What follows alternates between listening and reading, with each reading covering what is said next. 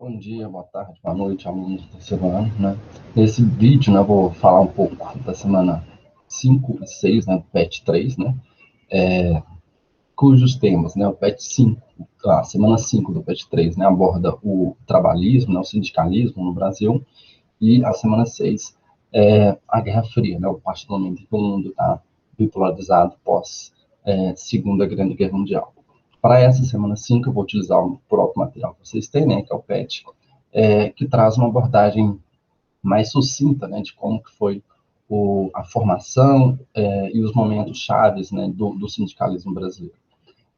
A gente pode apontar, né, a gente pode dizer, três momentos são fundamentais para a formação e a atuação do movimento sindical brasileiro.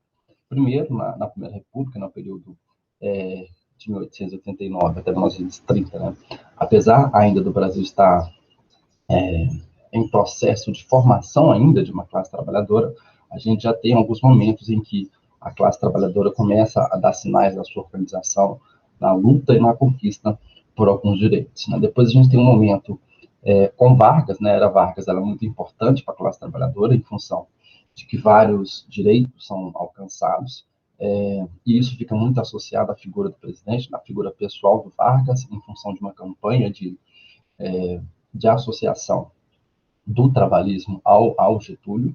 Depois a gente tem uma queda, um enfraquecimento da atuação do sindicalismo brasileiro, que vai retomar somente no final da década de 70, né, no contexto ainda do final da ditadura militar brasileira. Então, vamos lá. Primeiro, a gente tem que entender que o movimento sindical brasileiro ele nasce a partir do momento em que nós temos uma quantidade razoável de trabalhadores urbanos que começam a lutar, a buscar a conquista de alguns direitos. Não existia até 1930 alguns direitos hoje que são considerados básicos, né, como 8 horas de trabalho, férias, 13º, descanso remunerado, enfim, não existia ainda uma legislação trabalhista que garantisse alguns direitos básicos, mínimos para os trabalhadores brasileiros. E a partir disso, né, a partir de uma influência anarquista e também comunista, os trabalhadores começam a perceber que a atuação junto aos sindicatos, a atuação mediante a greve, manifestações, protestos, é uma forma de tentar garantir alguns direitos. No caso do anarquismo, em função, né, de que houve uma imigração bastante significativa de italianos para o Brasil, e eles já tinham tido contato, né, com essa experiência, com essa experiência de organização da classe trabalhadora lá no contexto da Itália. Então, nesse primeiro período aí, que é na Primeira República, a gente tem ainda, de maneira tímida, a formação dos primeiros sindicatos, a formação, né, da classe trabalhadora ainda muito incipiente, ainda muito nova ainda, porque, inclusive, no Brasil não existiam tantas cidades desenvolvidas, né, com indústrias colocadas de maneira bastante significativa.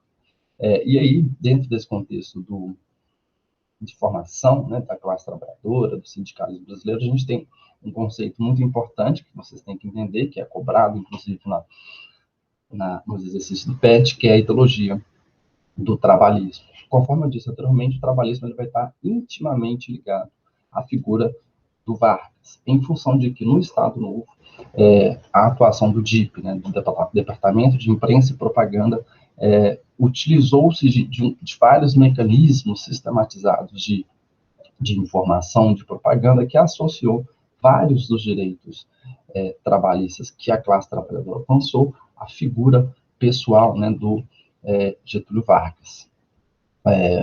No contexto de Vargas, os sindicatos eles foram cooptados, de certa forma, né? Era um sindicalismo corporativo ou pelego, né? Inclusive, a gente ouve essa expressão até os dias atuais. O sindicalismo pelego é aquele que de certa forma, impede que os conflitos que existem entre patrões e empregados, que eles fiquem muito expressos, que eles fiquem muito evidentes, que é o tempo todo tentar uma conciliação entre trabalhadores e patrões, né? Não quer a disputa, não quer que os conflitos, né, sejam colocados de maneira mais significativa. Então, a ideologia do trabalhismo vai estar associada ao presidente Getúlio Vargas, né, que ficou né, um longo período na história, na presidência no Brasil, de 1930 até 1945, especialmente durante o Estado Novo, que é fundamental para a gente entender, porque a partir do momento, né, em que ele outorga a Constituição de 1937, alguns dos direitos trabalhistas começam, né, a ser colocados na Constituição, e também em 1943, a partir de uma inspiração, né, da Carta del Lavoro, que era a Constituição, né, a Carta dos Direitos Trabalhistas da Itália, que naquele contexto, né, era uma Itália fascista. Getúlio se inspira nesse modelo constitucional e vai decretar, né, a consolidação das leis trabalhistas que a gente tem.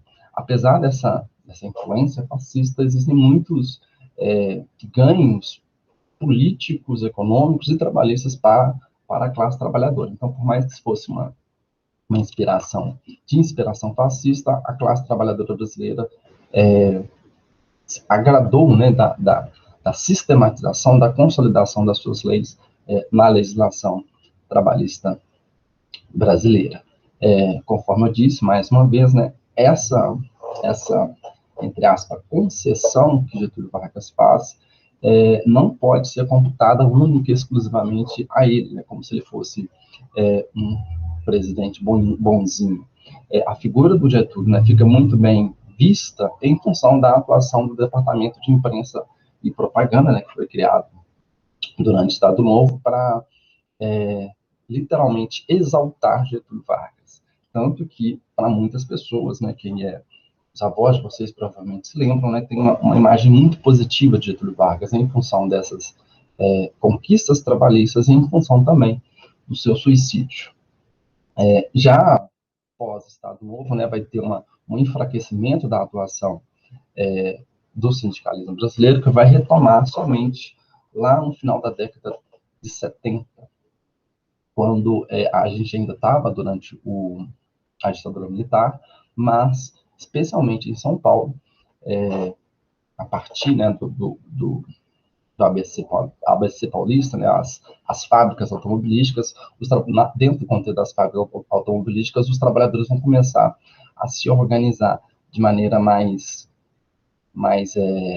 concreta. E aí, nesse contexto, a gente tem uma figura importante, né, que é o ex-presidente Lula, né, que estava dentro de todo esse processo de luta sindical no final da década de 70. Além do Lula, que lidera greves significativas naquele contexto, nós temos também um processo de abertura, né, diante da ditadura, e os partidos políticos retomam o seu processo, né, de existência. Dentro desse contexto, a gente tem também o Partido dos Trabalhadores, que conseguiu, de certa forma, cooptar e, ao mesmo tempo, representar a parte dos interesses da classe trabalhadora, e nós temos também a criação da Central Única dos Trabalhadores, que é um órgão que existe até hoje, uma confederação da classe trabalhadora.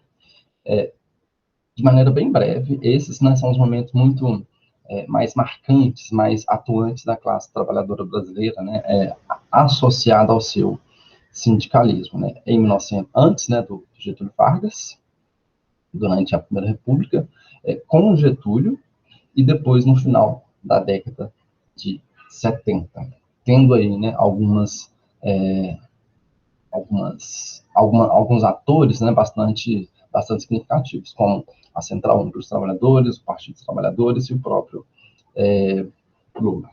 Enfim, de maneira breve, né, é um texto de menos de uma página, dá para vocês perceberem, né, como que é essa atuação do movimento sindical brasileiro. Agora eu vou falar, né, da semana 6, cujo tema, né, é a Guerra Fria. Eu vou colocar uma apresentação aqui para facilitar o entendimento de vocês. Então, seguinte, acho que Só um momento que não está aparecendo para mim a apresentação. É isso, Guerra Fria. Seguinte, a gente pode definir a Guerra Fria como uma disputa política e ideológica, né, que ocorre após a Primeira Guerra, a Segunda Grande Guerra Mundial, e essa disputa política e ideológica tem como principais atores, né, os Estados Unidos e a União das Repúblicas Socialistas Soviéticas. Existem algumas discussões acerca do momento em que a Guerra Fria tem início. Algumas pessoas defendem, né, que antes mesmo de acabar a guerra, né, durante o finalzinho da Segunda Grande Guerra, quando os Estados Unidos lançam as bombas atômicas sobre Hiroshima e Nagasaki, já era uma demonstração de que teria início a Guerra Fria, de que a utilização das bombas atômicas foi mais para uma demonstração de poder bélico dos Estados Unidos do que propriamente acabar, né, liquidar a guerra contra o Japão. Enquanto que outras pessoas defendem que a partir de um discurso, né, do primeiro-ministro Wilson, inglês, né, primeiro-ministro inglês Wilson Churchill, a partir desse discurso que tem início a Guerra Fria. Independentemente disso, a gente pode definir que a Guerra Fria, a gente pode falar, né, que a Guerra Fria, ela inicia pós Segunda Grande Guerra Mundial. E eu coloquei algumas das principais características, né, desse período histórico. Lembrando que a Guerra Fria é pós Segunda Grande Guerra Mundial, 1945, e ela vai acabar em 1889, quando o seu... Não, 1891, na verdade, né, quando o Muro de Berlim, né, é quebrado, é desfeito. Inclusive, o próprio Muro de Berlim vai ser o símbolo, né, desse período de disputa entre Estados Unidos e União das Repúblicas Socialistas Soviéticas. Os Estados Unidos, né, defender, né, os interesses do mundo, da ideologia, do estilo de vida, do modo de vida capitalista, enquanto que a Rússia, né, vai defender os interesses do mundo, da ideologia, do modo de produção socialistas. A gente tem, né, alguns momentos importantes, né, como a corrida armamentista, né, em que os países vão disputar, né, vão querer demonstrar quem tem mais poder de força bélica, e nós temos também a corrida aeroespacial, em que os Estados Unidos e a Rússia vão disputar ideologicamente, né, quem tem mais capacidade de tecnologia. Na Guerra Fria, né, a gente tem um enfraquecimento político e econômico dos países europeus, né? Nesse contexto, o mundo está bipolarizado, então as duas potências, Estados Unidos e Rússia, a Europa, né, que sempre exerceu durante muito tempo um papel fundamental na hegemonia política e econômica do mundo, ela está enfraquecida. Uma característica importante também da Guerra Fria, vocês já perceberam, possivelmente através dos filmes, né, são as espionagens, né, que são feitas por ambos os países. A CIA e a KGB eram órgãos desses países que buscavam informações secretas, obtidas de maneira escusa, né, para estar à frente, né, ter informação. Quando a pessoa, né, quando os países têm informações, eles conseguem se organizar e antever alguns processos. E a própria busca, né, por aliado, a influência sobre os países foi algo fundamental, né, que é uma característica desse período. Então, nos Estados Unidos, a gente vai perceber a valorização da riqueza material, do capitalismo, do consumismo e da democracia. Lembrando que é totalmente questionável essa definição, né, de que os Estados Unidos defendiam a democracia, porque a gente tem alguns momentos em que várias ações dos Estados Unidos não são democráticas. E, por outro lado, a gente tem a União das Repúblicas Socialistas Soviéticas defendendo o bem-estar, a igualdade, a simplicidade, a exaltação também, né, do seu líder, né, que era o Stalin. Dentro desse contexto de disputa política, ideológica e militar, né, foram criadas, né, algumas organizações de aliados, um grupo de aliados, né, a gente pode colocar dessa forma, né, que foi a OTAN, que vai ser criada em 49, e que é um grupo que vai se proteger mutuamente em caso de algum possível conflito. E nós tivemos, né, do lado da Rússia, na criação do Pacto de Varsóvia, que reuniu, né, os países do leste europeu junto com a União Soviética, com o mesmo objetivo. Caso ocorresse algum conflito entre os países, né, todo o bloco participaria desse conflito. Uma outra, conforme eu disse, uma outra característica, né, foi a corrida armamentista. Os Estados Unidos, né, inclusive, lançava as bombas atômicas em 1945 e a Rússia ainda não tinha o domínio dessa tecnologia. Ela vai alcançar o domínio dessa tecnologia em 1949, mas 3 anos depois, né, os Estados Unidos descobrem, né, têm acesso a uma tecnologia da bomba de hidrogênio, que era uma bomba muito mais mortífera, né, muito mais letal. Em 1952, eles conseguem, alcançam a bomba atômica. Um ano depois, a bomba de hidrogênio. Um ano depois, a Rússia também consegue essa tecnologia da bomba de hidrogênio. A corrida armamentista, conforme eu disse para vocês, é uma demonstração de força. Os países, eles querem demonstrar que eles são mais capazes, nesse caso aqui, né, de destruição, né, a capacidade do seu exército, a tecnologia do seu exército, ela é superior ao do seu inimigo. É esse o objetivo quando eles divulgam, fazem testes, né, das bombas de hidrogênio, da bomba atômica, da bomba de hidrogênio. No caso da bomba atômica, não somente teve teste, como também teve o lançamento dela sobre Hiroshima e Nagasaki. Uma outra característica, conforme eu disse para vocês, é a corrida espacial, né? A conquista do espaço. Nesse caso específico, era uma tentativa de demonstrar que, através da tecnologia, que o seu bloco econômico, né, que o seu estilo de vida, ou socialismo, né, por parte da Rússia, ou o capitalismo por parte dos Estados Unidos, que ele era melhor, que ele tinha mais capacidade tecnológica. Então, por isso que esses países, os dois países, né, buscaram o tempo todo demonstrar tecnologia aeroespacial. Então, em 57, a Rússia vai lançar o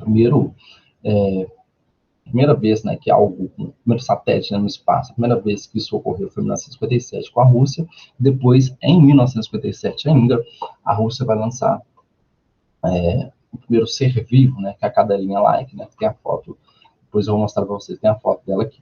Um ano depois, os Estados Unidos também conseguem enviar, né, um satélite, né, foi o Explorer, e depois, 3 anos depois, um ser humano, né, vai à Lua em 1961, né, o Yuri Gagarin, para demonstrar que tinha mais capacidade, né, até demora um pouco, em 1969, os Estados Unidos lançam, né,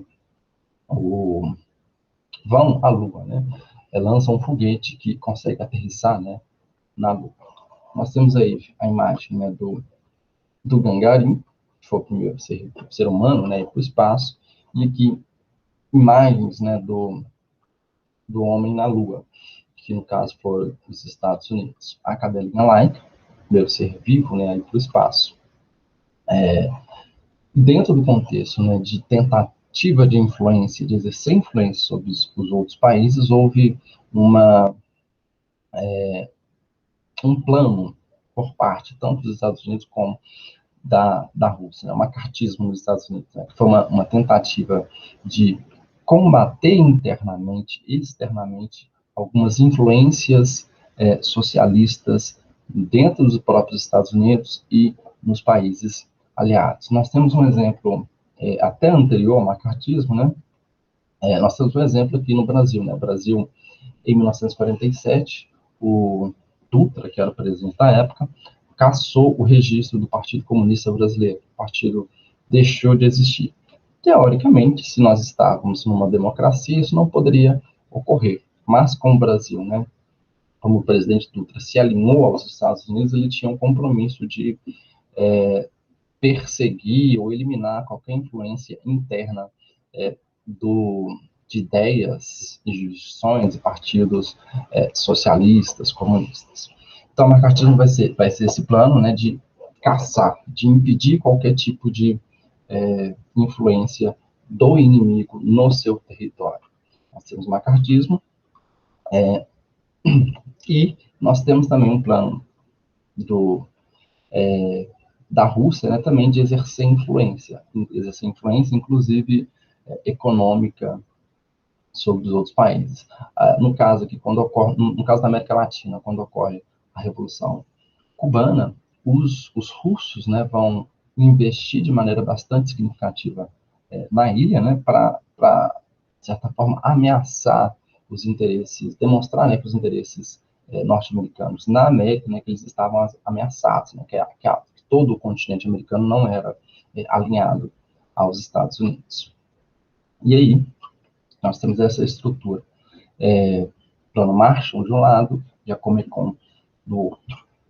No caso aí, os planos econômicos. No plano militar, a gente tem militar de alianças, né, a OTAN de um lado versus o Pacto de Varsóvia.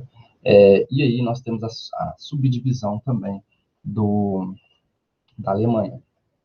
A Alemanha Oriental e a Alemanha Ocidental. A ocidental capitalista, enquanto a oriental ligada, né, à União das Repúblicas Socialistas Soviéticas.